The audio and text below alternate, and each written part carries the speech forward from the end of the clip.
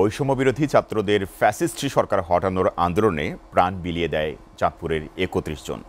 বছর পার হলেও পরিবারগুলোকে শোকের মাতম বহমানভাবে বেরিয়ে বেড়াতে হচ্ছে।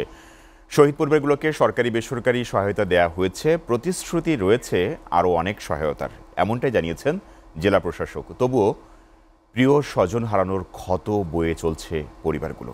চাঁদপুর থেকে সহকর্মী GM শাহিনের প্রতিবেদনে তথ্য ও ছবিতে ডেস্ক প্রতিবেদন। জুলাই আগস্টের আন্দোলনে চাঁদপুর জেলার ৩১ জন প্রাণ বিসর্জন দেন।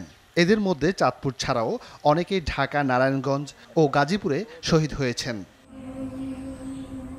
গণ অভ্যুত্থানে মা হারিয়েছেন আদরের সন্তান, বাবা কাঁধে নিয়েছে ছেলের মরদেহ, স্ত্রী হারিয়েছে স্বামী, সন্তান হারিয়েছে পিতৃস্নেহ। স্বজন হারানোর ব্যথা জুলাই মাসে যেন আরো দ্বিগুণ হয়েছে। পুলিশের গুলিতে 19 জুলাই 26 জুলাই হসপিটালে মারা গেছে পঙ্গুতে। আন্দোলনে শহীদ হয় থানার সামনে।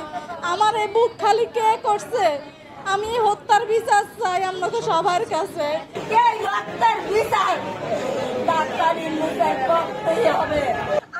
আন্দোলনে শহীদ পরিবারগুলোকে সরকারের পক্ষ থেকে সহায়তা দেওয়া হয়েছে। আগামীতেও আরও সহায়তা করা হবে বলে জানিয়েছেন জেলা প্রশাসক।